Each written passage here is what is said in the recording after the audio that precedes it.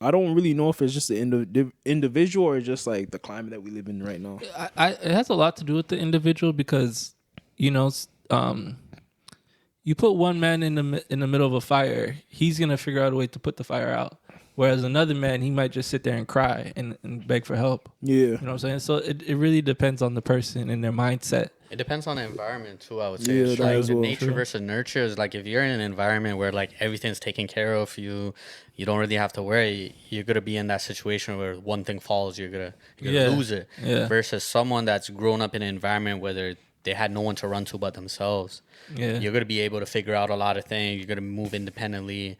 Anytime you're in a situation that makes you feel slow, you kind of feel agitated by it. Like, I definitely understand. I resonate with that one, but there's always cons to that too. It's just like you're kind of in your own kind of ways in a sense. It's like, you know what? Like, I grew up like this for 20 plus years. It worked. I'm here, but at the same time, there's those little things I noticed. That even like emotional intelligence is another thing. It's draining to me. Like, you know what I mean? Like, you're in a situation where you're kind of just like going quickly at it. You're not really looking at anything else behind you.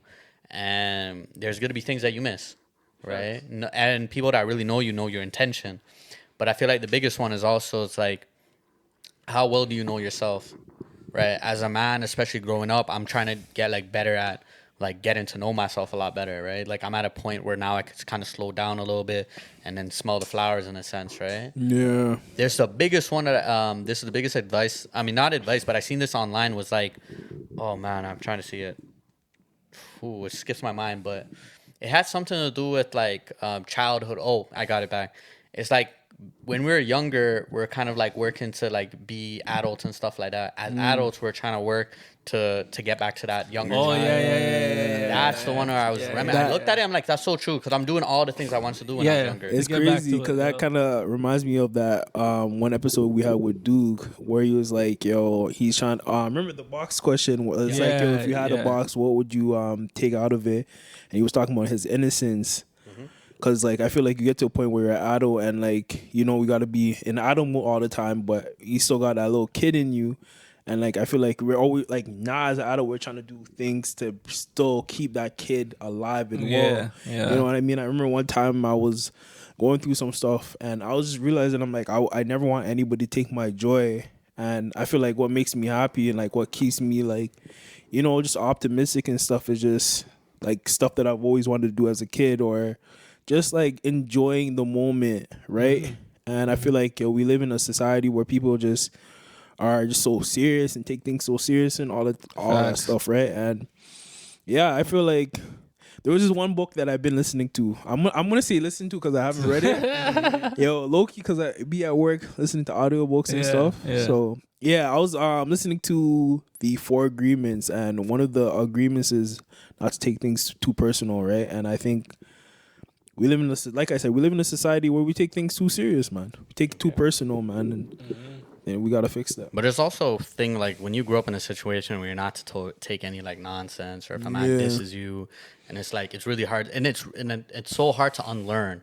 But I feel like that's the first step to trying to like be healthier, try to be like different, is to be like, oh, the things that served me in the past are not serving me right now. Yeah. And like you said, it's so hard to unlearn because it's like it's a choice. It's a choice. Yeah, because you know better now. But there's moments where you're like, yo, like even if I know better, like it could be like, honestly, it's really tiring making the right decision all the time. It really is. You know what? Like, but there's a reason why you're in the position that you're in now.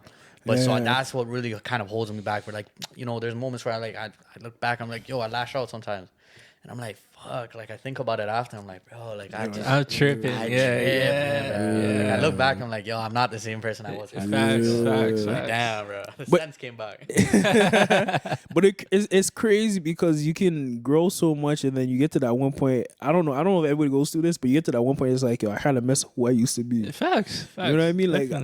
Like I don't know if y'all watch Dragon Ball Z, but like there's that one moment where like Vegeta got. You remember when Vegeta was trying to beat Kakarot and he was trying to get into Super Saiyan 2? Mm-hmm. So he went to Babidi. He's like, yo, like I miss being all ruthless and stuff. Yeah. Like I be having those moments. I'm like, I miss like who I used to be, but like honestly, like you gotta let that person die because at the end of the day, it's like you can't want to grow and still stay the same. Yeah, that's the definition of insanity. Yeah. You know what I'm saying? Doing the same thing over and over, expecting different results. Yeah. Exactly. So. You know, but like to bring it back, like I feel like we lost a lot of people lose the dreamer inside of them. You know what I mean?